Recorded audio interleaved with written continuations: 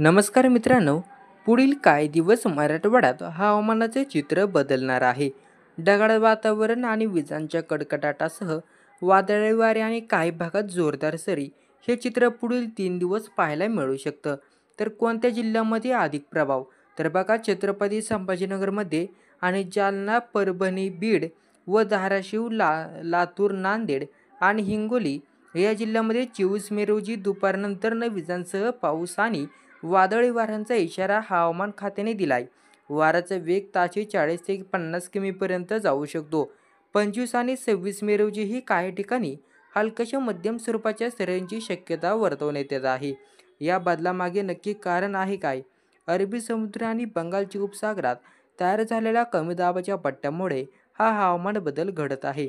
शेतकऱ्यांसाठी विशेष सूचना: काढणीस आलेल्या पिकांचे संरक्षण करा. शक्य असल्यास ती सुरक्षित ठिकाणी हलवा.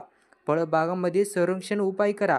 संभाव्य नुकसान टाळण्यासाठी वेळीच खबरदारी घ्या. नागरिकांनी काय करावे?